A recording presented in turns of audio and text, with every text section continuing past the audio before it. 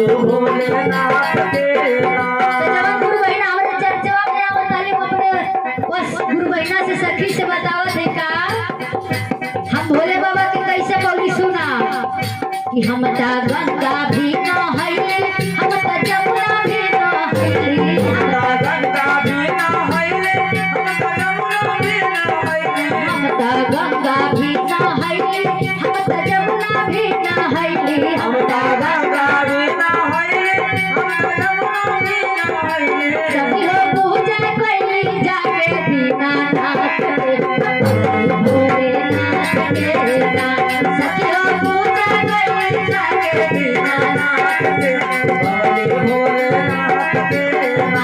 सभी हो गवर मार कैलो अपना हाथ से पवन भोलेनाथ के सभी हो गवर मार कैलो अपना हाथ से सखी इतने ना आगे सुना हम का कइले बानी अपने बौरावा के पावे खातिर कि हम ता सास सेवा कइले हम ता सास सेवा कइले हम ता सास सेवा कइले हम ता सास सेवा कइले हम ता सास सेवा कइले हम ता सास सेवा कइले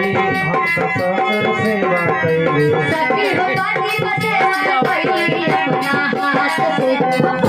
भोलेनाथ के सखी हो पानी को सेवा कइले अपना हाथ से भोलेनाथ के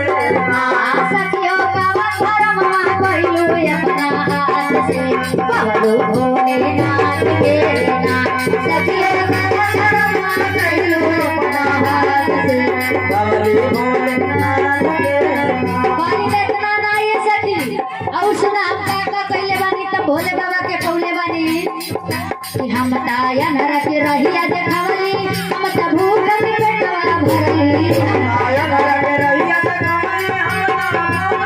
हम ताया नरक रहिया देखावली हम त भूख में पेटवा भरली हम ताया नरक हम सबू खत पेटवा भरली सखी हो बूढ़ा के सेवा कइली अपना हाथ से भोलेनाथ के सखी हो बूढ़ा के सेवा कइली अपना हाथ से भोलेनाथ के सखी हो गावा धर्मा कइली अपना हाथ से भोलेनाथ के